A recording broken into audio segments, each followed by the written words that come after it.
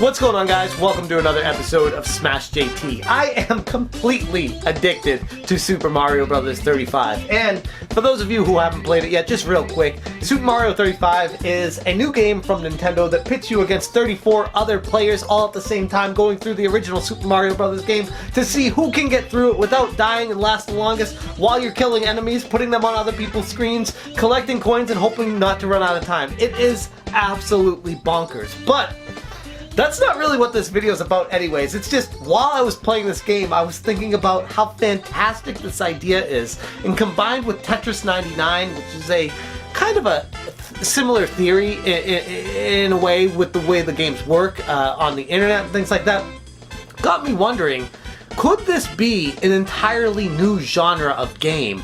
And what's coming next? Super Mario Bros. 35 is a limited time offer by Nintendo where you can play it for free if you subscribe to the online service. But initially, I was frustrated about that. I was like, okay, that's kind of messed up because this game looks fantastic. It looks like so much fun, and then I actually started playing it. I'm like, yeah, this is awesome. It's literally one of the most addictive games I've played in a very long time.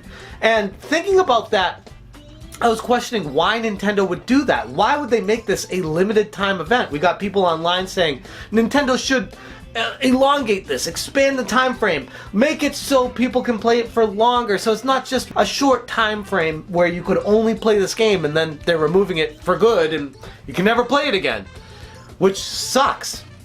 I was wondering why Nintendo would do that, and the only thing I could think of is they got more ideas.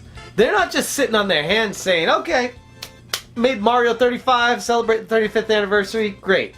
What this tells me is it lines up with, and you can quote me on this because I will be sharing this if it's true, next year is Zelda's 35th anniversary or whatever. It's a big anniversary for Zelda. And the 6-month time frame will bring this game into next year, and they'll be removing it. They're not going to just remove it. They're going to replace it. And I can see a Zelda 35 on the original NES Legend of Zelda, where you compete against 34 other Links running around the overworld, trying to get through, trying to get Triforce pieces, the hearts, the rupees, and having a way where it all works in conjunction, where you fight enemies just like in Mario 35, where if you kill them, they go on other people's screens. It could be, I mean, just possibilities are absolutely endless. And that's just with Zelda next year. And obviously games like Fortnite are able to keep it going because they just do new seasons, things like this.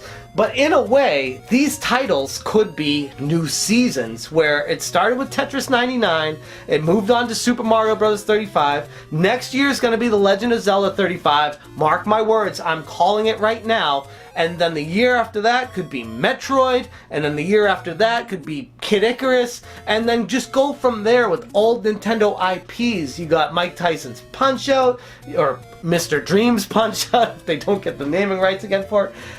Just tons of Nintendo properties they could go back to make these kinds of games. And just the idea of that completely blows me away, because I'm having so much fun with this that I could only imagine what's coming next. There's a give and a take with all of this though, because you're going to need to migrate to new games if Nintendo does pursue this. It makes people have to play a different game, and that kind of sucks for the Super Mario Bros. Purists out there that just want to play this game for the rest of their life. The Tetris 99 is still available, so they don't necessarily have to remove this game. I know people will be watching this and be like, well, they got Tetris 99 out there, there are multiplayer games, they got Call of Duty, different Call of Duties that are all on at the same time. I get it. I'm not saying that they have to remove the game so they have enough people to play the next one and keep the games fresh, but I think it's a way to keep people engaged in the online service and getting value out of it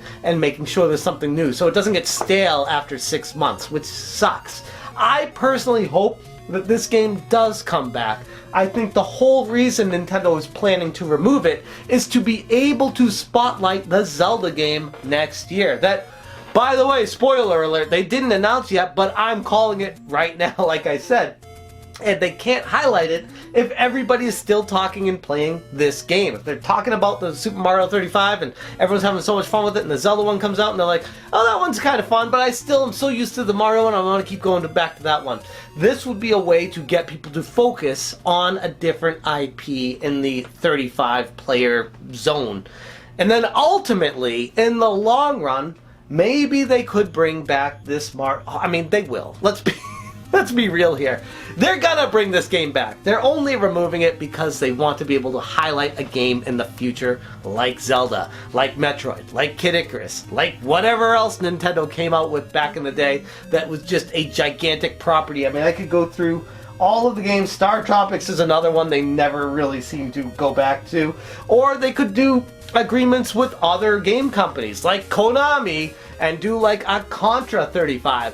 That would be wild. Like, I would love to play a massive multiplayer Contra game with extra enemies jumping in on the screen. It's just a way to recreate the environment so that it's different every time you play. Because let's be real here, everyone I know that's a retro game player is really good at these games because they memorize the locations of all the enemies. They know what comes next. They know how to beat Battletoads without dying. They know how to beat Contra without dying. Like, this would throw an extra wrinkle into these games where extra characters jump in and there are different things that happen during the gameplay experience that completely revolutionizes the entire way you play the game, and in that becomes the most addictive way to possibly play a game that I could ever imagine. So hopefully this is just the beginning. Hopefully Nintendo has a whole lot up their sleeve, more than just this game.